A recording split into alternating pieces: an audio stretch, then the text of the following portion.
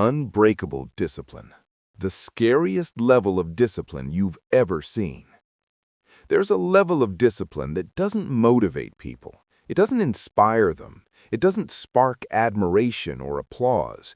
Instead, it makes them uneasy. It creates distance. It forces comparison. Not because it's loud, not because it's aggressive, but because it never breaks. It doesn't bend to mood. It doesn't negotiate with circumstance. It doesn't disappear when things get uncomfortable.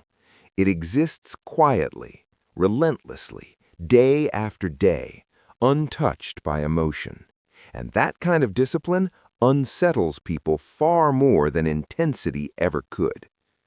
You've seen someone like this before, whether you realized it or not. They wake up at the same time every day. Not when they feel rested, not when the day feels right, the same time. They do the same work in the same order. They don't improvise based on motivation. They don't wait for clarity. They don't disappear after 2 weeks like everyone else does. While others start strong and slowly fade, they remain unchanged. While enthusiasm rises and falls around them, they keep showing up. While excuses multiply, their behavior stays identical. And people don't openly admire them, they whisper about them. They say things like, "That's not normal," or "That's excessive," or "That can't be healthy." And they're right, it isn't normal, because normal people operate on motivation, mood, and convenience. This level operates on something far colder and far deeper. Something most people never access because it requires letting go of who they believe they are. There's an ancient concept from Japanese Zen monks that describes this kind of consistency, a form of discipline so deeply embedded that it no longer requires effort, a practice that continues itself, not because the person is strong, but because the system no longer allows weakness. Once you understand this concept, you stop relying on willpower forever. But there's a cost, and no one warns you about it. To reach this level, you don't add something new, you kill something old. Most people fail at habits for the same reason, and it has nothing to do with laziness. Laziness is a surface-level excuse. The real enemy is negotiation. The silent, constant internal debate that drains energy long before action even begins. Every Monday starts with ambition, every Wednesday introduces compromise. By Friday, the mind is already drafting excuses, and Sunday is spent promising a future version of yourself that never arrives. Apps don't fix this. Rewards don't fix this. Accountability partners don't fix this, because the problem isn't the system you're using, it's the identity you're protecting. Every time you negotiate, you're not deciding what to do, you're deciding who you're allowed to be today. And most people choose the version of themselves that requires the least discomfort. Zen monks understood something modern people don't. The brain only treats 2 kinds of commitments seriously: reversible ones and irreversible ones. Reversible commitments invite debate. I'll do it if I feel good. I'll do it if today isn't too crazy. I'll do it unless something comes up. Every one of those conditions keeps the door open for escape. Irreversible commitments don't argue, they execute. When a monk takes a vow, he isn't promising effort. He isn't saying he'll try. He's declaring identity. He is not someone attempting to meditate. He is a meditator. And once identity changes, negotiation ends.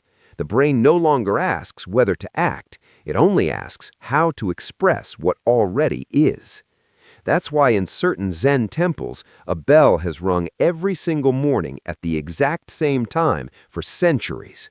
Not early, not late, exactly. No one wakes up wondering whether they'll participate. The question doesn't exist. There is no decision to be made.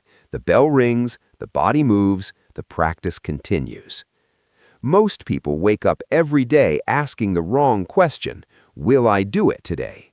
Disciplined people ask a different one: who am I? And once that question is answered, behavior becomes inevitable. When you make a behavior public, something primal activates. Failure stops feeling like inconvenience, it starts feeling like threat. Your nervous system doesn't care about motivation or long-term goals.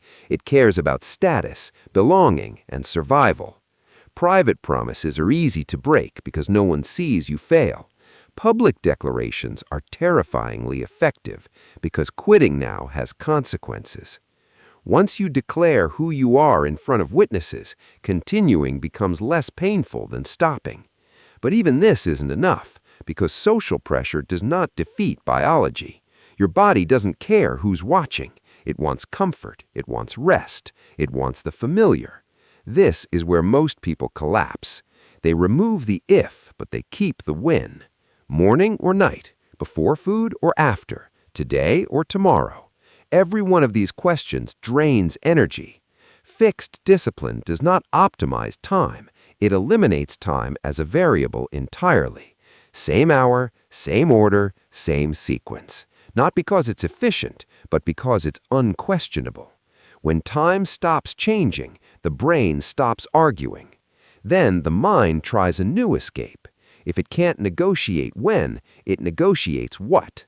Suddenly, variety becomes the excuse. Different routines, different intensities, different formats. I'll switch it up to stay fresh. And discipline dies again. Real discipline looks boring from the outside. Same movements, same structure, same ritual. Day after day. Until something snaps. Not your discipline, your resistance.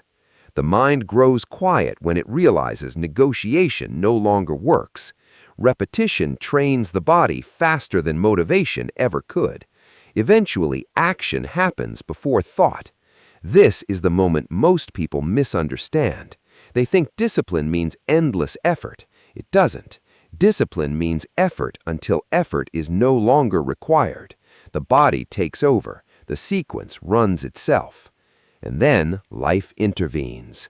Sickness, travel, chaos, unpredictable days. This is where most habits die, because people mistake imperfection for failure. But continuity doesn't require perfection, it requires movement. Elite performers don't stop when conditions degrade, they scale. A river never demands full force every day, but it never stops flowing. Once the flow breaks, identity collapses. That's why discipline survives obstacles only when responses were pre-decided. When X happens, Y follows. No thinking, no emotion, no debate. Decision-making under stress always favors comfort. Pre-decision removes stress from the equation entirely. At this level, discipline stops feeling heroic. It feels mechanical, automatic, relentless, unavoidable. And that's when people start to get uncomfortable around you. They call you obsessive, unbalanced, extreme. What they're really saying is, your consistency exposes my excuses. Normal people need you to slow down because your movement highlights their stagnation. But you're not here to be normal. Normal gets normal results. This level of discipline doesn't make you better, it makes you different. You stop trying, you stop restarting, you stop explaining yourself. You become someone who cannot live any other way. And when people ask how you do it, the answer isn't strategy, it's identity. You don't do discipline, you are disciplined. And once that transformation happens, it never goes away. Because this isn't about habits, it's about the death of your inconsistent self and the birth of someone unbreakable.